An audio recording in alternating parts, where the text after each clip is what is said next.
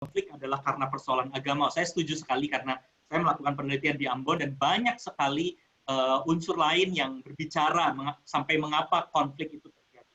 Tetapi yang juga jangan kita lupakan adalah bahwa di tengah-tengah konflik itu, bagaimana kaum agama, orang-orang yang beragama, bersikap dan membangun pemahaman-pemahaman imannya.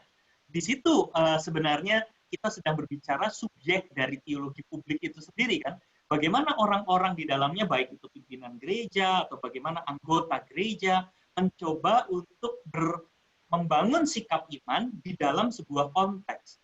Karena itu saya selalu punya persetujuan konflik di tengah-tengah masyarakat tidak selalu harus dibaca sebagai konflik berbaju agama, tetapi agama di Indonesia cukup banyak berinteraksi, bahkan berkontribusi di dalam banyak konflik.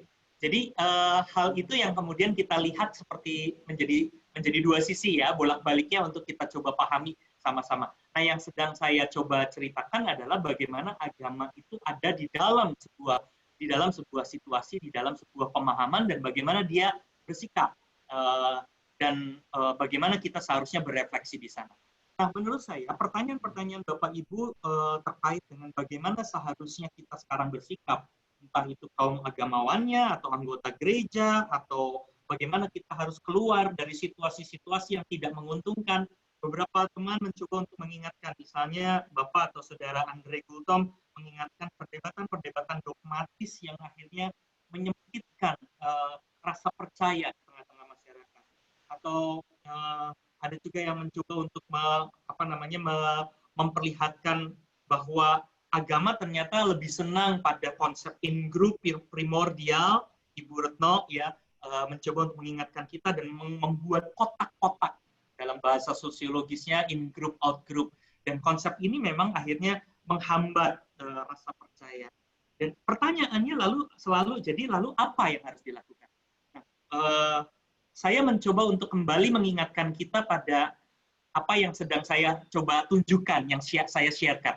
Saya mencoba untuk sharing tentang apa yang dihidupi oleh masyarakat, dan dari situ barangkali kita bisa melihat bagaimana kita mencoba untuk menjawab persoalan-persoalan tadi. Pengkotak-kotakan karena soal agama, atau persoalan-persoalan cara berpikir yang agak primordial, dan seterusnya. Saya akan share untuk yang saya share hasil penelitian tadi, tapi sekarang dengan skema yang sedikit lebih membantu harapan saya. Sudah kelihatan ya, Bapak Ibu? Sudah. Oke, baik. Terima kasih. Nah, saya akan coba tunjukkan. Kalau tadi pakai tabel, barangkali tidak terlalu clear, tapi sekarang saya coba gambarkan begini. Ini adalah rasa percaya di tengah-tengah orang Kristen yang bersifat sosio-kultural, dan ini dikaitkan dengan agama. Jadi sudah bicara tentang teologi publik ya. Jadi saya percaya, saya punya pemahaman bahwa semua orang harusnya bisa mendapatkan pendidikan, orang bisa saling menghargai perbedaan nilai, itu dipahami. Nah, tetapi bagaimana dia dipahami? Panah-panah yang saya tunjukkan adalah dari hasil penelitian apa yang mendorong itu terwujud. Dan kita bisa melihat apa-apa saja yang mendorong, paling tidak menurut responden yang saya coba periksa. Dan bagi mereka muncullah ide yang tadi saya sudah bicarakan. Misalnya religious vocation tentang solidarity and justice. Yang tadi saya coba katakan sebagai teologi yang bagi responden akan bisa membantu socio-cultural trust muncul. Nah, kalau ada pertanyaan, lalu bagaimana agama harus apa, atau gereja harus bagaimana, atau ada yang mencoba untuk melihat secara kritis, saya merasa bahwa selalu itu baik, terima kasih sekali, Bapak Pro Bahan Nainggolan misalnya, mencoba untuk mengingatkan, oke, teori selalu baik, tetapi teorinya belum tentu dihidupi. Nah, sekarang memang kita lagi tidak bicara tentang teori yang diaplikasi. Itu yang menarik di dalam cara berpikir teologi praktis dan teologi publik modern. Kita sedang tidak mencoba mencari teori yang diaplikasi. Kalau hanya sekedar itu, kita akan punya sejuta kritik seperti yang Bapak juga sudah tunjukkan. Nah, percuma, ternyata kan kita konflik gitu. Ternyata trust tidak muncul. Nah, sekarang kita coba balik. kita mencoba untuk teori tetap membantu kita untuk memahami sebuah situasinya, kita masuk ke dalam lapangan dan kita mencoba untuk membaca bagaimana teori-teori tentang trust itu dihidupi. Dan sekarang kita menemukan sesuatu yang detail, yang konkret. Kalau hanya sekedar bicara teorinya, kenyataannya tetap ribut. Tapi kalau diperiksa, apakah mereka bisa menghidupi pemahaman tertentu dan bagaimana mereka menghidupi pemahaman itu, maka kita bisa melihat rasa percaya yang terbuka dan terkait dengan agama membutuhkan ini. Membutuhkan vocation yang betul-betul memang konkret bicara tentang solidarity, dan dikaitkan dengan, ini angkanya makin kecil, jadi angka yang lebih gede, itu koefisien statistik untuk prediktor, itu paling gede berarti dia yang paling mewarnai semua ini. Nah, ini lalu mewarnai yang kedua, mewarnai yang ketiga, mewarnai yang berikutnya. Pemahaman mengenai solidarity and justice ini harus menjadi teologi yang didorong terus-menerus untuk bisa mewarnai bagaimana kita berbicara tentang teologi, tentang agama dan negara, mewarnai tentang teologi mengenai Yesus, itu berarti kristologi, mewarnai tentang bagaimana interpretasi tentang Alkitab, dan kemudian juga mewarnai tentang bagaimana kita mencoba untuk melihat pengalaman di dalam konteks lapangan dan situasi kita masing-masing. Nah, kalau kembali lagi pertanyaannya, oke, tapi lalu bagaimana secara praktis, dan apa yang secara praktis harus kita lakukan? Kalau saya berangkat dari data, maka berarti pertanyaannya adalah, apakah teologi yang kita hidupi, dan kalau kita bicara tentang gereja, adalah konsep iman yang dibangun dan diajarkan kepada anggota-anggota gereja, memang didasari oleh konsep solidarity and justice, yang misalnya melampaui primordial, kotak primordial, yang bisa mencoba untuk melampaui pemisahan-pemisahan di tengah-tengah masyarakat. Karena ini datanya. Kalau sekarang kita mengatakan bahwa masyarakat tetap ada di dalam konflik, atau senang untuk berkonflik, atau memisahkan diri dari orang lain, berarti konsep rasa percaya yang terbuka itu tidak muncul, dan agama ternyata tidak berhasil, maka kebalikannya dari data ini saya akan mengatakan berarti jangan-jangan memang religious vocation about solidarity and justice itu tidak pernah betul-betul dihidupi.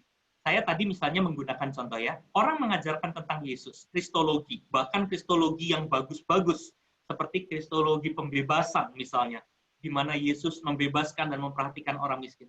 Tapi ternyata konsep Yesus yang membebaskan itu, konsep Yesus yang membebaskan itu ternyata bisa juga menghadirkan primordial, pemahaman primordial.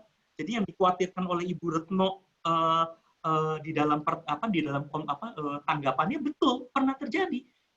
Dogma kita, ajaran kita yang lalu menjadi dogma, pembinaan-pembinaan di tengah-tengah gereja yang kemudian menjadi tradisi-tradisi gereja, seringkali mengerucut menjadi sesuatu yang sangat kering, yang tidak mendukung idea-idea di dalam konsep teologi publik yang saya coba bicarakan kan adalah soal relasi, di mana orang bersedia untuk membangun relasi dengan orang lain.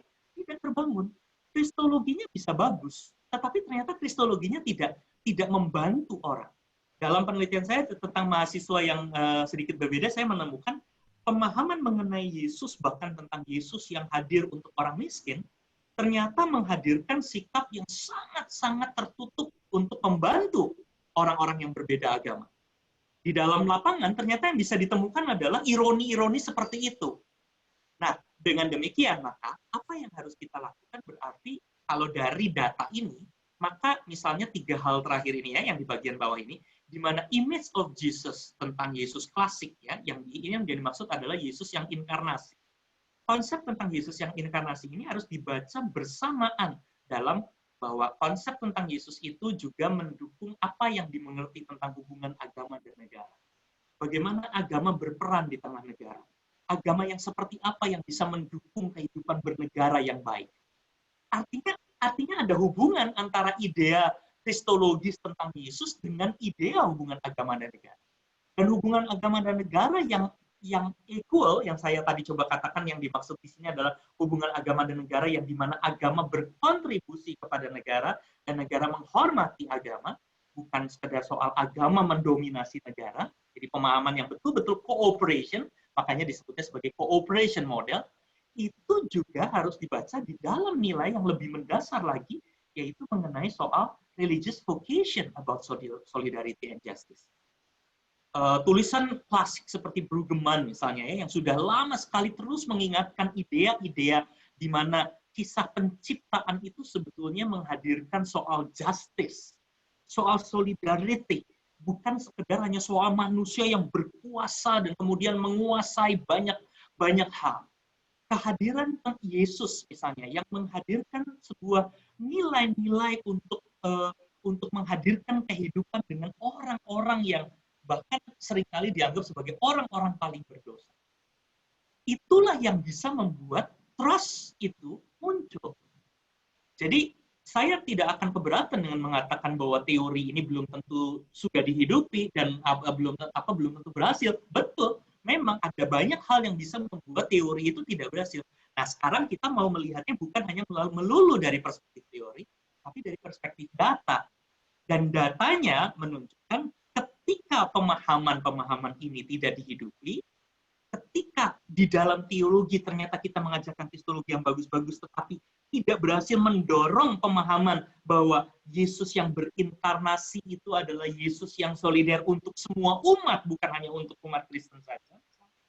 Pemahaman mengenai peran agama di tengah-tengah negara yang tidak didorong kuat untuk bisa membantu pemahaman-pemahaman yang terbuka, maka jangan heran rasa percaya yang terkait dengan kehidupan beragama itu juga memang tidak terjadi.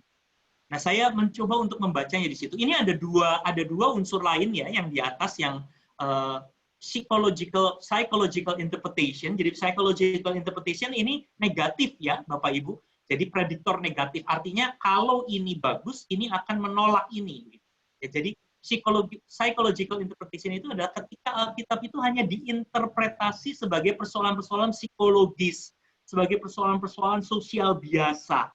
Kita beragama karena kita takut dihukum, karena kita takut masuk neraka, karena kita tidak tahu harus bagaimana begitu. Nah, justru responden memperlihatkan bahwa cara bersikap tentang agama dan menginterpretasi Alkitab dengan cara yang tidak teologis, yang sekedar hanya soal nakut-nakutin, hanya sekedar soal hanya membuat kita terpaksa ikut, itu enggak laku. Socio-cultural trust, rasa percaya yang dibangun dalam pemahaman dalam pemahaman agama di tengah-tengah masyarakat itu membutuhkan interpretasi agama yang baik, yang teologis, yang memang betul-betul mencoba untuk menempatkan Tuhan sebagai Tuhan, katakanlah begitu ya. Tetapi pada saat yang bersamaan, bagaimana kita bisa membantu umat dan mengajak kita semua umat beragama untuk memahami Tuhan yang mengajarkan kita dan menghidupkan kita pada kehidupan bersama dengan masyarakat. Dan ini menjadi ketegangan yang kuat di tengah-tengah teologi publik yang dilihat di tengah-tengah lapangan. Jadi saya mencoba untuk sekali lagi saya tidak berbicara mengenai teori yang sedang diaplikasi, tapi seperti yang juga Bapak Ibu pikirkan, saya mencoba untuk membaca tentang apa yang dihidupi datanya di tengah-tengah masyarakat. Dan datanya menunjukkan bahwa socio-cultural trust yang adalah teologi publik tentang bagaimana kita menghidupi rasa percaya sebagai salah satu dari begitu banyak isu publik, itu harus didukung oleh pertama-tama mengenai intergroup beliefs ya, tentang teologi yang bisa mendukung rasa percaya intergroup kita. Menurut saya kuncinya itu. Ada banyak sekali ketidakmampuan agama dan masyarakat kita lalu bertarung atau lalu konflik antar agama, karena berarti menurut hasil ini konsep intergroup beliefs-nya, teologi mengenai intergroup itu tidak kuat. Itu tidak menjadi bagian dalam kita berteologi. Makanya teologi publiknya lalu jadi lemah. Ada satu data dari penelitian seorang kawan saya di LIPI yang juga beberapa kali saya sudah share, namanya Bapak Cahyo Pamungkas, dan dia menunjukkan data yang menarik, cara penelitiannya sama seperti saya, dan hasilnya begini. Makin orang-orang beragama di Indonesia ya, makin orang beragama berkumpul dengan sesama agamanya, makin dia menolak berhubungan dengan orang yang berbeda agama. Berarti teologi publiknya negatif kan? Karena isu relasinya tidak berhasil dihidupi. Ya, isu tentang trust itu tidak dihidupi. Teorinya namanya contact avoidance, disebutnya sebagai contact avoidance theory. Jadi teori karena orang menghindari kontak dengan yang berbeda. Dan menarik datanya, makin orang kumpul dengan sesama anggota yang sama, dengan agama yang sama, makin dia menjadi penyebab dari sikap menolak berhubungan dengan agama lain. Ini teologi publik, dan teologi publik negatif. Artinya yang dihidupi dalam teologinya adalah dengan cara seperti itu. Dan kalau kayak begini ya kita tidak heran dipicu sedikit oleh isu sosial, isu ekonomi, seperti yang disinyalir oleh Ibu Tiur Masinaga bahwa ada persoalan-persoalan yang bisa menjadi penyebab konflik lainnya, saya setuju. Tapi agamanya jadi berkontribusi. Karena agamanya memang tidak menyiapkan teologi publik positif. Teologi publiknya adalah teologi publik yang membuat mereka menghindari kontak dengan orang lain. Dan apa penyebabnya? Makin sering berkumpul di tengah-tengah sesama agama. Di tengah-tengah orang yang sama idenya. Kalau ditanya lagi, kenapa sampai itu terjadi? Nah, jangan-jangan inilah yang lalu muncul. Bagaimana konsep kristologis yang terbuka. Jadi kristologi yang memang membuat kita mampu berpikir melampaui kotak dan doktrin, ya. Saya selalu merasa bahwa ini menarik karena dalam kristologi kita mengajarkan Kristus itu membuat kita terkotak sehingga kita lalu merasa diri lebih baik, atau membuat kita justru malah membuka diri sehingga kita sadar bahwa kita umat Kristen adalah orang yang dengan rendah hati mau berupaya memperjuangkan kebaikan sekaligus belajar kebaikan bersama-sama dengan orang-orang lain. Selalu jadi tantangan kan di dalam ranah praktis itu. Saya kemarin misalnya dalam persiapan untuk khotbah hari Minggu yang besok itu mencoba untuk mengingatkan dan berbicara mengenai apakah kita ini memahami Kristus itu di dalam rangka kita selalu mencoba untuk mencari dan memahami hal yang paling benar, jadi virtue ya, mencoba untuk mencari kebajikan, atau justru kita malah terjebak dengan menjadikan segala sesuatu sebagai doktrin yang sebetulnya tidak membuat kita belajar apa-apa. Kalau kita baca David Reis tentang spiritualitas, kita akan kenal konsep ini dengan baik. Spiritualitas itu mencari Yesus. Kalau doktrin itu seolah-olah sudah mengenal Yesus. Bacaan untuk hari Minggu besok itu kalau saya tidak salah ingat Matius 18 yang bercerita tentang berapa kali harus mengampuni? 7 kali, lalu Tuhan Yesus menjawab 70 kali 7 kali. Ya, dan itu lalu selalu diinterpretasi sebagai doktrin bahwa mengampuni itu tidak ada batasnya. Ya, nyaris jadi seperti doktrin, udah dihafal mati. Sama jangan bercerai kalau yang sudah dipersatukan oleh Tuhan, kasihilah sesama manusia. Itu tuh bisa mengerucut, mengering jadi doktrin. Salah enggak? Enggak. Tapi ketika doktrin itu tidak lagi dihidupi dalam ranah spiritual yang mencari, menggali, mencoba untuk diterjemahkan dalam keseharian, itu jadi berbahaya. Seolah-olah kita memang sudah mengampuni, lalu akhirnya kita tidak merasa bersalah kalau mengampuni itu adalah pura-pura tidak lihat persoalan. Tutup mata kalau ada masalah. Pokoknya kita mengampuni. Karena hanya jadi doktrin. Bukan spiritualitas, bukan penggalian, bukan kebajikan, virtue, ya, bukan kebajikan untuk mencari dan mengelola. Nah, ini yang saya maksud bahwa image of Jesus atau ajaran tentang Yesus itu harus betul-betul dibicarakan di dalam ranah tentang religious vocation, di dalam pencarian dan pemahaman mendasar spiritualitas tentang Yesus seperti apa yang solider itu dan diterjemahkan dalam relasi. Nah, menurut saya teologi publik tidak akan pernah menghadirkan sesuatu yang bermanfaat atau menjadi sesuatu yang akan kuat, positif, kalau tidak diupayakan di dalam upaya-upaya pencarian dan data-datanya menunjukkan bahwa paling tidak kita punya beberapa gitu ya, ada banyak hal yang bisa dilihat, pemahaman kristologis, pemahaman spiritual, pemahaman teologis yang kuat sekali tentang solidarity and justice, lalu juga pemahaman tentang peran agama di tengah-tengah masyarakat dan negara yang sebetulnya menjadi salah satu unsur di tengah-tengah kebutuhan untuk berteologi publik secara kuat. Nah, ini respon saya pada beberapa pertanyaan yang kurang lebih mudah-mudahan benang merahnya bisa ketangkap ya. Ada beberapa pertanyaan lain yang kayak misalnya fenomena tentang sekolah ya.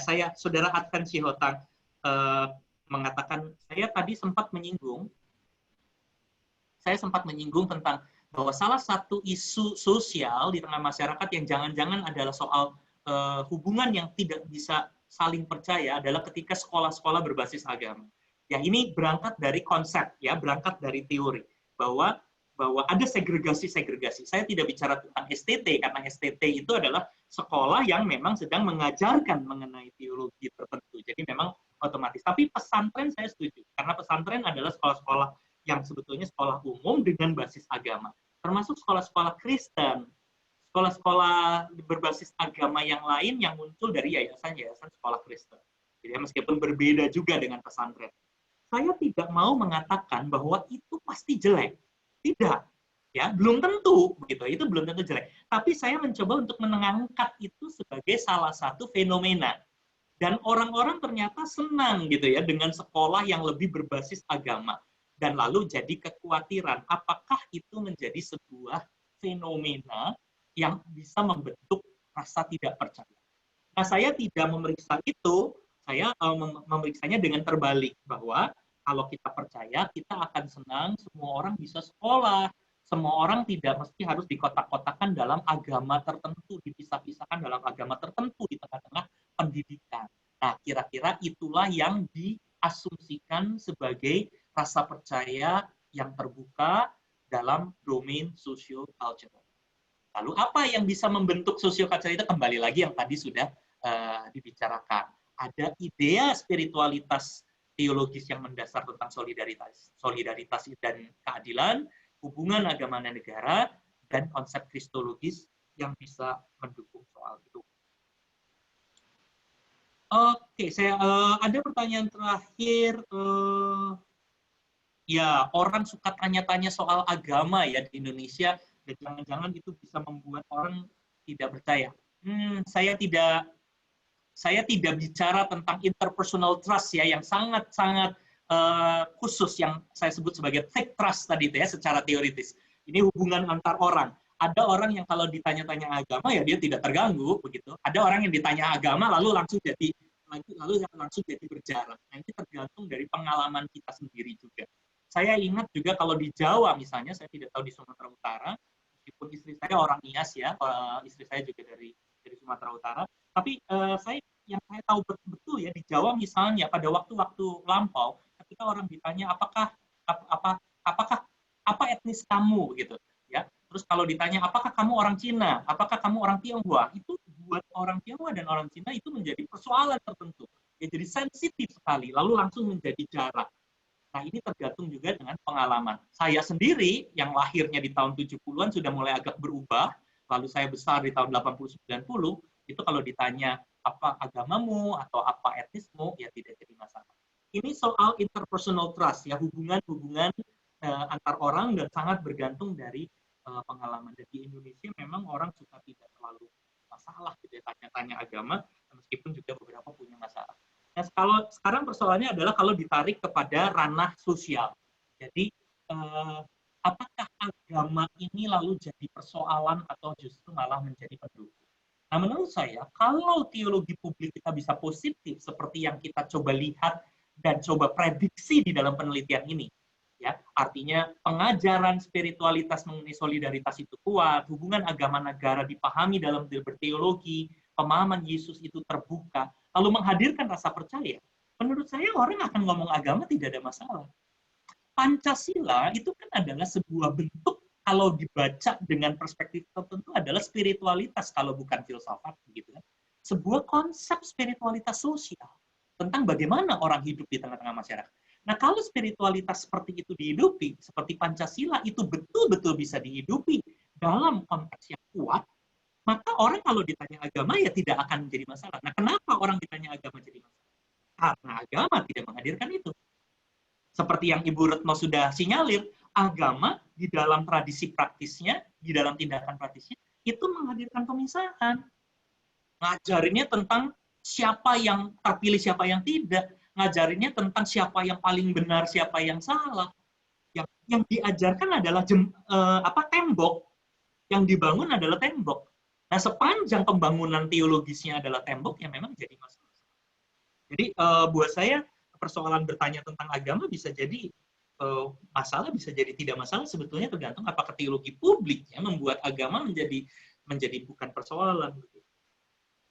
Ya, trust dengan protokol kesehatan, ya ini saya tidak tahu, saya tidak memeriksa sejauh itu, tetapi jangan-jangan secara sosial misalnya ada rasa tidak percaya pada pemerintah.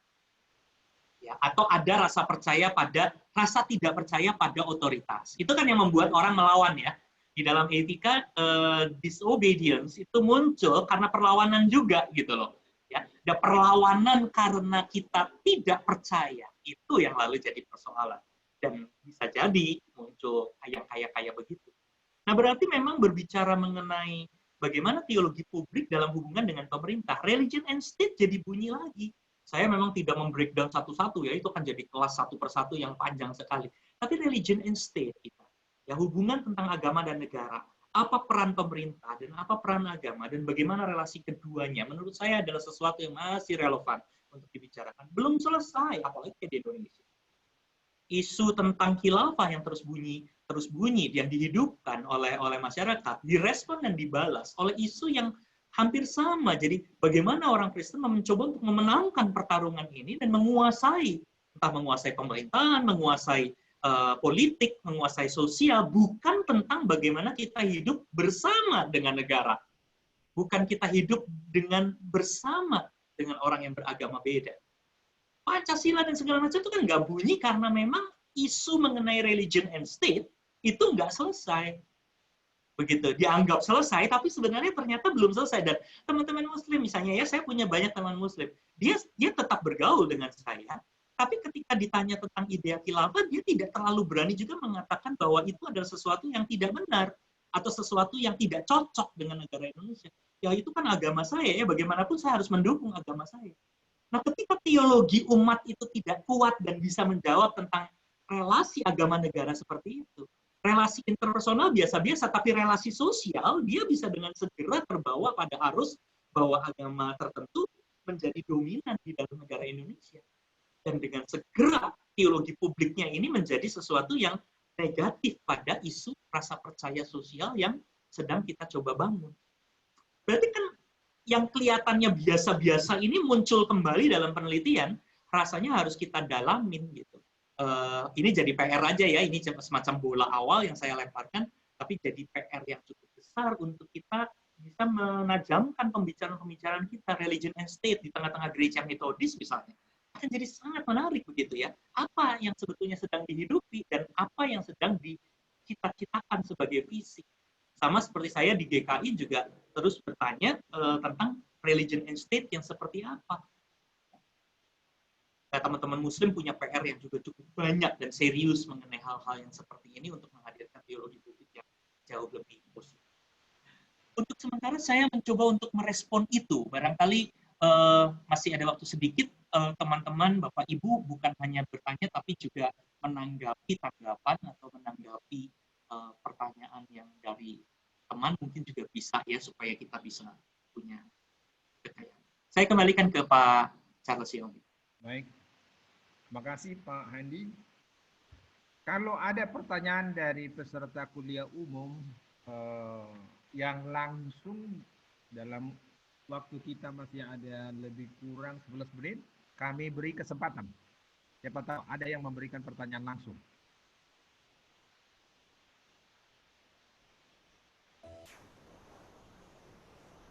Saya akan bertanya. Baik, kami persilakan Pendeta Manipan Hutasoid, salah seorang dosen dan juga menjadi wakil 3 di titik ini. Kami persilakan Pak Hutasoid. Terima kasih kepada Bapak Handi Wiranto. Begini Pak,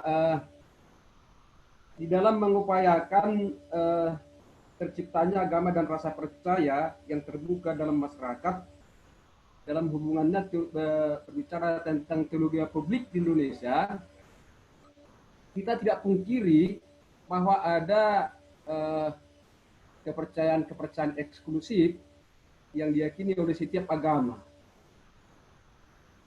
Yang kadang memang kalau itu tidak diantisipasi itu akan mendatangkan konflik karena ada itu.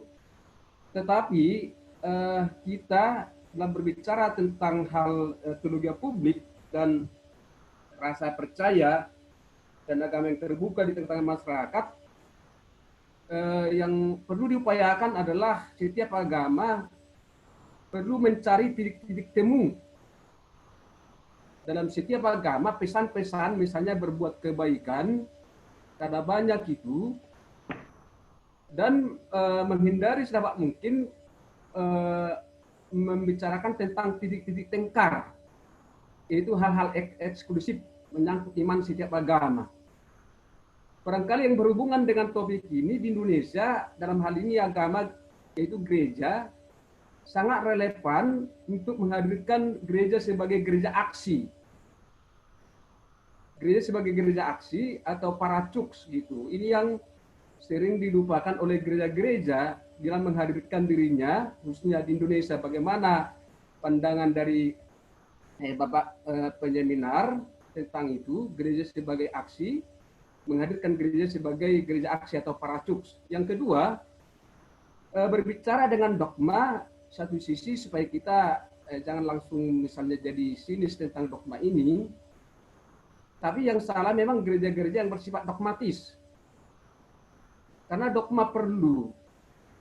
Dan dogma itu sebenarnya tidak pernah itu berdiri sendiri, dogma yang benar, tanpa bermuara kepada panggilan hidup kekristenan. Bagaimana iman itu direlevasikan dalam tindakan penerapan gitu.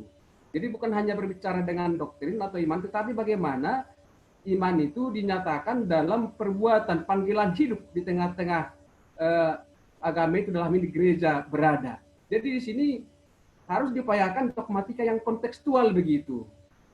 Supaya satu sisi kita jangan terlalu bersifat sebelah mata melihat dogma itu begitu. Karena dogma itu terus tidak bisa dipungkiri harus dimiliki oleh gereja. Terima kasih Bapak Andi. Silakan. Baik, langsung Pak Andi. Baik Pak Hutasoy, terima kasih untuk tanggapannya. Jadi saya rasa saya mencoba untuk respon yang terakhir ya. Jadi ketika saya mencoba untuk bicara tentang dogma, saya setuju bukan dalam pengertian lalu kita menihilkan. Jadi ini bagian dari cara berpikir dialektis kita ya. Jadi setiap kali kita mencoba untuk membicarakan A dan kemudian kita membicarakan B, itu tidak berarti lalu A hilang dan diganti B.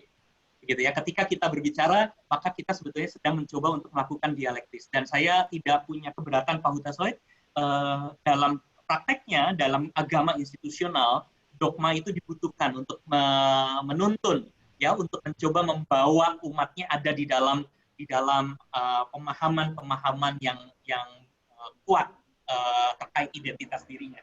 Nah, memang yang saya coba bicarakan, saya rasa ini tidak ada perbedaannya antara saya dan Pak Hutasoy. Yang saya coba bicarakan itu adalah ketegangan yang sekarang sedang ramai coba dibicarakan, yang menurut saya tidak perlu harus menjadi ketegangan terpisah, tetapi menjadi sebuah bentuk dari upaya berjalan semakin kuat, yaitu di mana agama institusional yang tidak lagi atau tidak menutup mata pada gerakan spiritual. Tadi Pak Hutasoy sudah sempat membicarakan tentang gereja gerakan. Yang menurut saya itu hal yang menarik juga untuk dibicarakan. Tapi konsep spiritualitas kan juga memang menekankan pada gerakan, pada sebuah pencarian. Kalau pakai bahasa yang saya pinjam dari seorang teolog, barangkali ada yang pernah mengenali itu, bisa di Google juga, Diana Butler Bass. Diana Butler Bass itu berbicara memang dalam konteks Barat ya, dalam konteks di Barat, tentang agama-agama di Barat yang mulai ditinggalkan karena terlalu institusional, terlalu rigid, sehingga lalu membuat orang tidak lagi merasakan pencarian. Agama seolah-olah sudah tahu tentang A, bukan bicara tentang mari kita mencari A bersama-sama.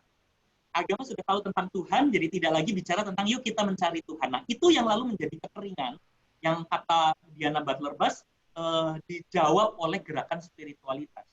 Nah, kalau dogma itu sudah tahu, spiritualitas itu sedang mencari. Nah, apakah yang sudah tahu ini salah? Enggak. Jadi saya setuju.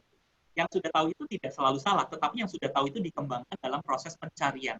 Nah, saya pikir terima kasih Pak Huta Soit untuk memberikan tekanan pada ini. Pencarian-pencarian inilah yang saya maksud dengan soal religious vocation yang tadi, yang bisa mendukung teologi publik yang sehat. Kalau tidak terjadi upaya pencarian, entah agamanya terlalu merasa pede, tidak lagi belajar, tidak lagi menggali, tidak menafsir ulang, kalau pakai bahasanya Butler-Buss, itu rereading. Jadi Alkitab itu harus dibaca kembali bahkan itu ya, tafsirannya tidak berhenti hanya sebagai tafsiran dogmatis, tapi tafsiran yang selalu apa tadi Pak Huta Soit, kontekstual, tafsiran yang membaca zaman, membaca situasi, membaca isu publik. Nah, tinggal sekarang pertanyaannya, isu publiknya dibaca juga seperti apa? Kalau isu publiknya dibaca juga dengan eksklusif, meskipun rereadingnya ya eksklusif juga. Nah, berarti butuh nilai. Dan itulah juga yang dibaca dalam religious vocation tentang solidarity. Nilai apa? Jadi menurut saya, kita mengerucut sebetulnya pada bahwa teologi publik itu membutuhkan sebuah gerakan spiritualitas. Gerejanya apa tidak jadi soal. Saya tidak akan mendorong GMI harus jadi parachurch gitu ya, karena GMI-nya sendiri kan adalah sebuah gereja institusi. Seperti kalau saya di Sinode GKI itu juga adalah institusi. Parachurch memang punya gerakannya sendiri begitu ya, sebuah gerakan yang juga punya positif dan pemahaman-pemahaman yang menarik. Tapi kita kan sekarang di institusi, dan saya setuju apapun gerejanya, mau parachurch, mau institutional church, kita harus mempunyai semangat spiritualitas yang adalah gerakan. Jadi saya punya persetujuan pada ide semacam itu. Saya tambahin sedikit untuk teman-teman semua, di dalam, kalau kita pernah mengingat, ada seorang namanya George Lindbeck. George Lindbeck itu salah satu yang menulis tentang agama dalam masa post-liberal, jadi postmodern, dan kemudian ada ide tentang post-liberal, di mana agama-agama mulai mencoba untuk hadir di tengah-tengah perbagaian. Lalu George Lindbeck punya satu ide yang menarik untuk merespon Pak Huta Soit. Apa yang kira-kira bisa menjembatani? George Lindbeck tidak mencoba untuk menjawabnya dengan yuk cari jembatan yang sama. Itu yang biasa dilakukan oleh orang-orang yang menjadi pengikutnya Hans Küng. Ya, ada satu penanggap yang menyebut Hans Küng. Saya lupa nih, catatan saya hilang siapa yang mengatakan itu, tapi ada yang menyebut itu. Hans Küng kan mencoba mencari jembatan. Ya, makanya dia dikategorikan oleh Paul Nitter sebagai orang yang membangun jembatan etis. Jadi ada agama A, ada agama B, cari yang sama, kemiskinan kah, cari proyek tentang keadilan kah, lalu agama sama agama itu jadi bisa jalan bareng. Dan menurut saya itu menarik sebagai sebuah pendekatan. Dan itu hanya bisa muncul sebagai dan menjadi sebuah teologi publik jikalau orang memang menghidupi nilai keadilan dan kemiskinan sebagai sebuah jembatan. Tapi George Lindbeck tidak hanya bicara tentang itu, jadi karena dia latar belakangnya adalah postmodern yang sangat menghargai perbedaan-perbedaan, dia mencoba untuk menempatkan nggak perlu selalu cari yang sama, tapi bahasa tradisi lokal kita. Jadi bahasa agama kita sendiri. Jadi kalau orang Kristen bicara tentang kasih, coba periksa kembali kasih yang kita bicarakan itu kasih yang seperti apa. Karena kalau diperiksa, jangan-jangan kasihnya tuh diam-diam kasih in group, bukan juga kasih kepada out group. Misalnya gitu loh contohnya. Dari penelitian saya mencoba untuk menemukan itu begitu ya. Konsep tentang Yesus itu bisa menjadi sesuatu yang positif, tapi dia juga bisa jadi negatif kalau ternyata konsep tentang Yesus, konsep tentang kasih, konsep tentang bahasa lokal kita itu dipahami dengan terjemahan yang beda-beda. Jadi kasih seperti apa? Keadilan misalnya. Kita ngomong tentang keadilan model seperti apa? Solidaritas seperti apa? Buktinya orang tetap berkelahi, gitu ya. Meskipun di gereja orang ngomong kasih, tetap ternyata orang berkonflik, begitu. Karena ternyata kalau saya meminjam istilahnya bahasa lokal yang kita pakai, bahasa internal yang kita pakai untuk berkomunikasi nggak konkret gitu, nggak konkret. Jadi ya barangkali ini memang tidak langsung menjawab secara praktis lalu kita harus apa, tapi barangkali di sana sini kita jadi tahu beberapa kemungkinan kenapa agama ternyata gagal berkontribusi di tengah-tengah masyarakat dalam upaya berteologi publik yang positif. Terima kasih banyak Pak Hutasoid untuk responnya. Terima kasih Pak Handi. Baik. Terima kasih Pak Handi. Jam kita sudah 13.15 tepat sekali. Dan Bapak Ibu sekalian peserta kuliah umum, terima kasih untuk kesempatannya. Kita sudah diperkaya